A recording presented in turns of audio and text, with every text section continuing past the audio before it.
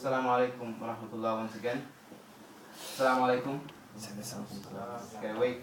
I'll pass it on to Brother Munowwar and we'll start the seminar today. Make notes, be engaged.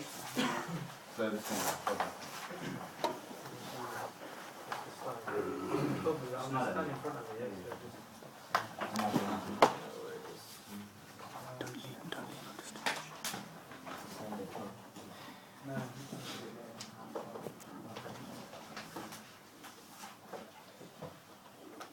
بسم الله الرحمن الرحيم إن الحمد لله نحمده ونستعينه ونستغفره ونعوذ بالله من شرور أنفسنا ومن سيئات أعمالنا من يهده الله فلا مضل له ومن يضلل فلا هادي له وأشهد أن لا إله إلا الله وحده لا شريك له وأشهد أن محمدا عبده ورسوله أما بعد.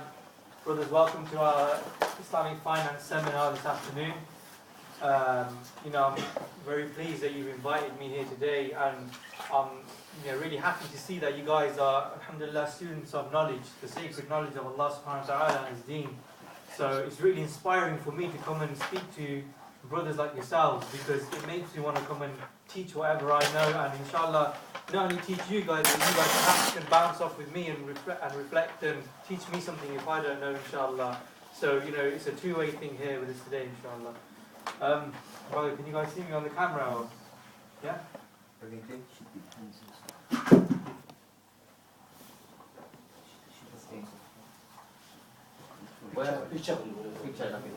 We've got recording there. Okay, brilliant. So, it's good to see what you guys have done so far and to understand your background and the fact that you're from different age groups, you'll have different understandings. Some of you guys are continuing retaking GCSEs, or you started your A-level. Some of you guys are progressing through university. So inshallah, what we're going to do is deliver this seminar in a way where I can try and aim at your different kind of levels, inshallah, and so that you don't worry. If there's anything that you got a problem with or you don't understand, just put your hand up and ask. If there's any actual questions, any technical questions, I'd prefer if you write it down on your own piece of paper and then show it to me at the end. What we'll do is, if I can't answer it now, if I can't clarify with you now, then I'll email you guys, or I'll get back to you, or next time we deliver another seminar, inshallah, or another module, then we can go over it then. It's not a problem. Because I'm only local anyway, so you can always get hold of me, that's fine, inshallah. Okay. Okay, so the topic areas we're going to cover today are what is Islamic finance. So inshallah you'll get an idea of what this whole issue or the topic or subject area is all about. So you'll get a good flavour of what it is, what you need to look out for, what you can think about, finding any niches in there, any potential research in the future. Pertinent usul, so you guys are students of knowledge, so you've studied usul al-fiqh. I'm just going to point out some of the important usul that are used in Islamic finance to understand where we come from. Okay, then I'm going to talk about the history of Islamic finance. So I'll literally take you through the journey from the time of the prehistoric Arabs all the way until now, where Islamic finance started or how it came about, what happened to it throughout the ages, and where we are with it right now. Then I'll briefly discuss some of the branches of Islamic finance. So you'll get to look at the different aspects of it, how it's structured, where it's practiced and how it's practiced, in the sense that, for example, you'll have Islamic accounting, you'll have Islamic banking, you'll have Islamic insurance. What are the rulings behind these subjects or sub-areas in Islamic finance. Next, I'm going to discuss some important issues in Islamic finance, and these are three major categories which either validate or nullify Islamic contracts. That's riba, gharar and maisir. So that's usury, uncertainty and gambling. Then I'm going to take you into some more technical aspects of Islamic finance, where we'll have a brief insight into the contracts that exist, the types of contracts, how are they used, where are they used, the benefits of them, the negative aspects of them, and what we should be trying to improve on or build into an Islamic finance system, even in our own local community if we can. So this is a very, just to reiterate, it's like a very personal topic, in the sense that if you guys grasp this, then you can actually use it in your own lives, in your own family and friendship circles, in your own local community. because I mean, as Muslims anyway, and as a community, you got your own businesses, your family, they have their own businesses or their own jobs. That's Islamic finance in itself needs that kind of community setup, because then you can work within your own community and you can, you know, do grassroots work and expand from there. So, inshallah, learning these contracts will, and also the next part of it, which is Islamic finance in practice, will help you to try and see that, inshallah, so you can see potential and perhaps try and think about implementing it yourselves. And then we'll talk about the future, inshallah, so any prospects for Islamic finance, even for you guys as individuals and students in this class today, inshallah. Next slide. Okay, so what is Islamic finance? So before I carry on, I want to ask you guys, what do you think Islamic finance is? So I'm literally going to go one by one and ask you guys. So go on, you go first. Basically, dealing with the money according to Islam. Okay, dealing with money according to Islam. What do you think? You have to try and think of something different as well. Okay. You know how, like, in our society, you have banks have interest and all these other rates that sort of go against Islam. Yeah. Islamic finance for sort of it provides a service within the Islamic boundaries to Muslims. Okay, fair enough. Brother? How to manage your money, borrow, deposit, save, circulate, Yeah. anything to do with Excellent. your finances. Chef? Islamic finance is how our monetary system will be conducted Yeah. Okay. according to Sharia. Yeah. Okay. Why you want? What did you think?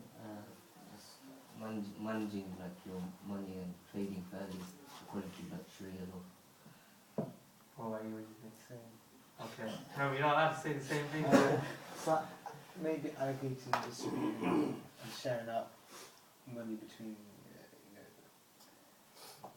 you said according to Islam. Okay. Ways in which trade can be conducted or should be conducted Okay. fairly between the receiver and the... Excellent. How are you, brother? Interest. Okay. Good point. Just how money circulates and trading and all that according to Islam. Okay. So what I had in mind was the same as Think of something out. Let's see if you can. If you can't, don't worry, but if you can, I really can't. I'll give you a brownie point if you can. Okay. Brother. Make them banking more ethical. Okay, excellent point. Nice. One key point. God. Everything's gone. I think earning a living and trade and business in the Islamic principles. Okay. Excellent. So, I mean, you guys have pretty much kind of hit the nail on the head what Islamic finance is, or how it's practiced, or how it should be practiced. But what is it? What's its essence? You know, where does it come from, or what does it try and establish? So, what it is, Islamic finance is a socio-economic system, in the sense that it's a form of economy which not only helps businesses, but it also helps the community as a whole, yeah, or a country as a whole.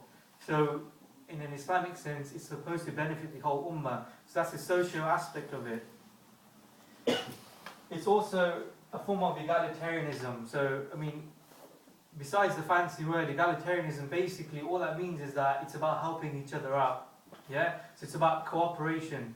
So, rather than the end product of having managing your money or maintaining a Sharia compliant asset base, yeah, in the sense of what you own, what you owe, it's all about helping each other to get there in the first place. Yeah, so if you find somebody within your community in need, or your ummah in need, then it's about helping them, and there's certain ways to help them, and there's certain principles which allow that to be done, and certain things that you need to avoid when trying to help each other out, and you'll come to that inshallah in a while. Also, it's about establishing morality, yeah? So, I'll explain an important point, and this is a criticism of our education system in this country. We're taught capitalism from nursery right the way throughout university and beyond, Yeah, even in the workplace. Capitalism. Capitalism has a major principle in it called trickle down. So basically capitalism means thinking about yourself and trying to make yourself as greedy as possible and make as much money as you can and then trickle down, which means and then give a little bit from that just to say that yes, I'm passing on a little bit. So for example, you'll have the 1% of people of a population that are the richest. However, they own most of the money, most of the assets within a country. That's capitalism. And then what they do is they'll provide some jobs to people, give a little bit in taxes, and that's trickle down. Yeah? That is completely against Islam. Okay? Because in our Sharia, we don't allow monopolization where people have major control, one person has major control. Okay? We prevent people from hoarding, so they take advantage of as many assets as they can, as much money as they can. Okay? And instead, we try and establish a moral base whereby we fulfill egalitarianism, i.e. we help each other out. So instead of thinking too much about ourselves, we think about others. Yeah? So that's where the morality comes into it. And also, what is Islamic finance? Well, it's to fulfill the maqasid al-Sharia. Okay? So, I mean, I'm sure you guys have studied the maqasid al-Sharia, so it's about allowing you to protect your wealth, protect your family, protect your deen, so fulfilling those higher objectives of Sharia, so that you are able to go out there and, earn a living, make money, contribute to your community and your society in a halal way, so that you are sustaining yourself, sustaining your family, and inshallah sustaining those around you from your neighbours and those that go beyond that when it comes to rights and responsibilities of the ummah.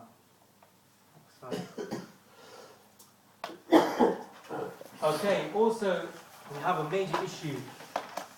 Conventional finance and Islamic finance. Okay, so you have equity-based versus debt-based. So if I ask you what's equity-based, can any of you tell me what does equity mean? Returns? Yeah, returns. In what sense? When you're making an investment and you get a profit out of it. Yeah, who gets the profit? The investor. Exactly. So equity-based is about people putting money in and doing business and getting money out. Okay? So it's about doing business. That's the key point. Equity-based. What's debt-based or finance-based? Anybody know what is a debt-based type of economy or debt-based system? What does that mean? Borrow money to make the invest. So borrow money from a bank and then invest that to make money. Okay, Sheikh, what are you saying? The same thing. Okay, generally, yeah, in one sense, but the crux of the issue is you lend money to make profit. Okay? And that's what the conventional financial system is all about. So the Islamic financial system, or the Islamic banks, or Islamic financial institutions, or Islamic companies set up in partnership are supposed to be equity-based. Yeah? So that means that you help each other out by going into partnership. So even if that's a bank going into partnership with a person, you go into partnership, you invest capital, you invest your effort, your time, and if you make profit from that, then you share it. If you make a loss, then you suffer the loss. Okay? There has to be that element of risk in there. That's halal trade. Whereas debt-based finance, which is conventional finance, they make money from lending money. So literally they're selling their money, okay, and they're making profit from it.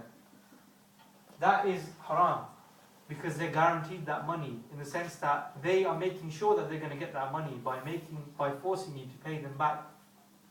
That's a debt-based financial system, and that's how the conventional financial system in a basic format works.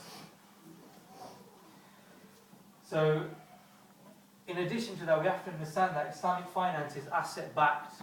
Okay? So what that means is that you either put money in, so as an equity, as a business, you put money in, or you put some kind of asset in.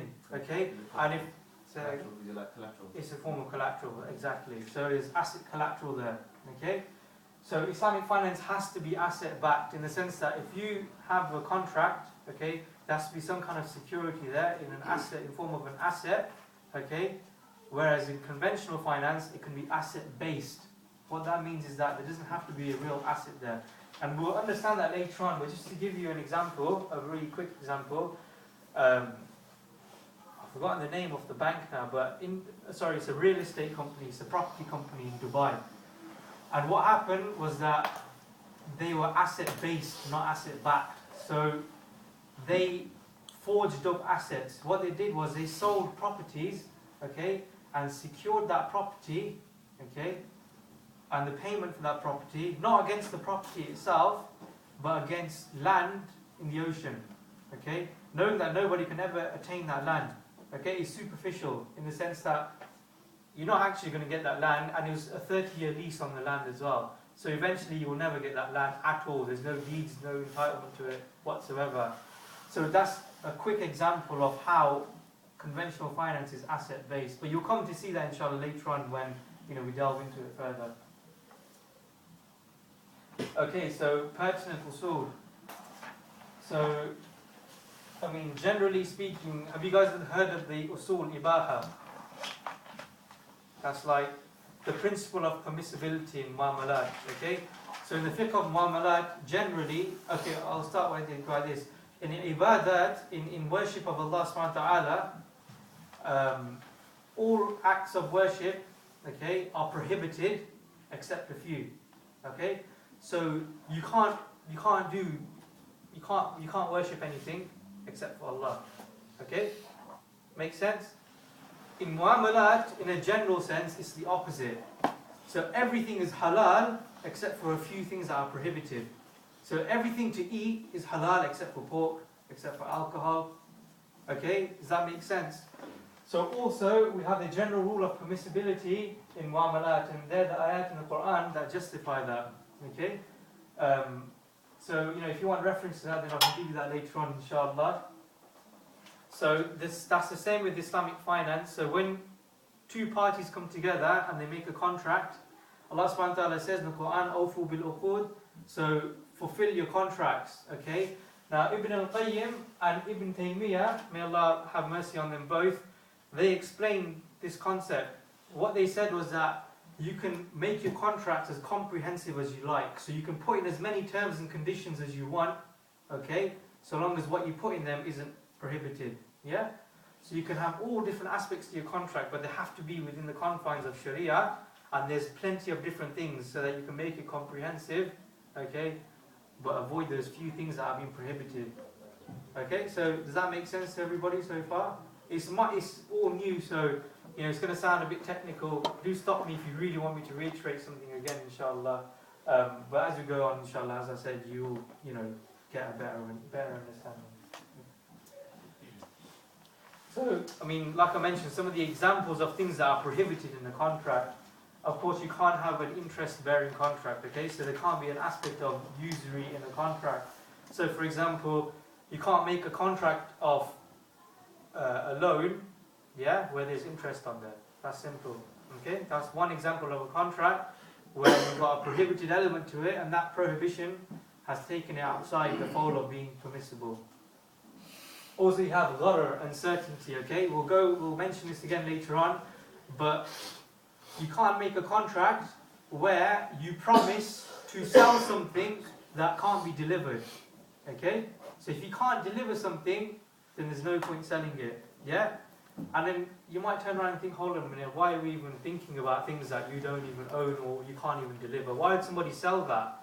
If you look at the financial markets today, okay, the trading floors, FTSE, Nasdaq, Dow Jones, they're based on derivatives. Okay, investment banking is based on derivatives. Derivatives basically means things that you sell which you've derived. Okay, so you don't actually have the ability to deliver that, but you're selling it. You're selling certificates or you're selling receipts.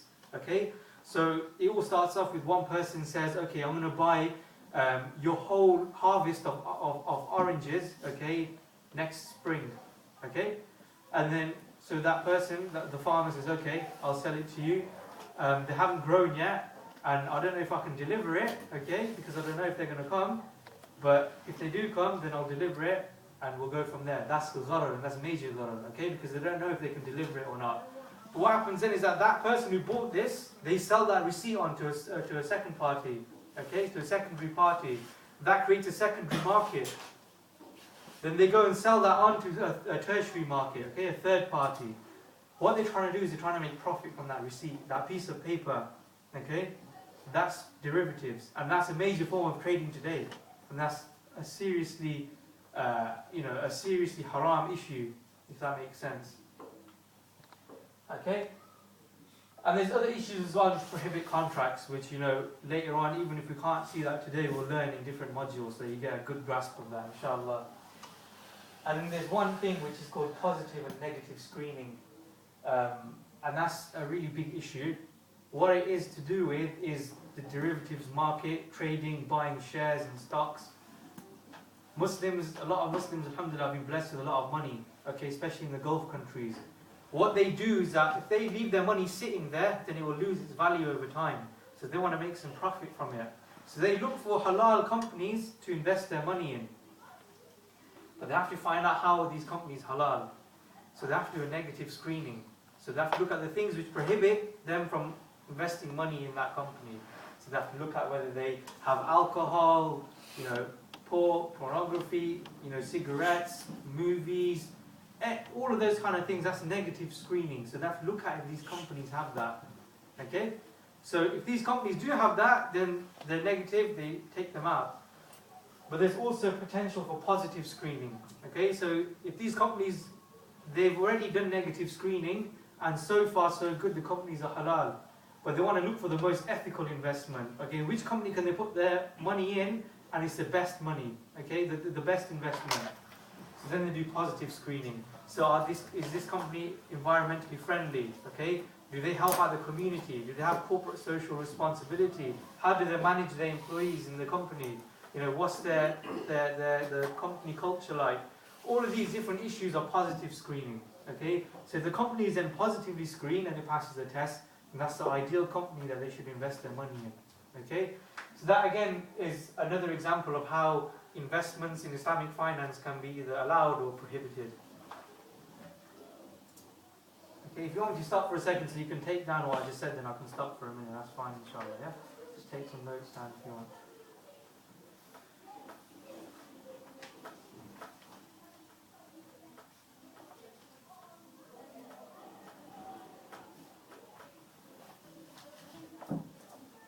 Okay, so now we'll look at the history of Islamic finance. So where did it start from? So we're going to use the Gregorian calendar, okay, which is the conventional calendar that we use in this country to use the dates, because it kind of will make sense. Obviously from a Hijri perspective and a Sharia perspective, it's better to use the Islamic calendar. And later on, if you take notes, you can equate the two, okay? But for the time being, we'll just use the normal dates so we can see where things came about from. So, in the timeline, we got like 700 AD to 1500 AD, okay, so that was the Muslim expansion. So basically, after Rasulullah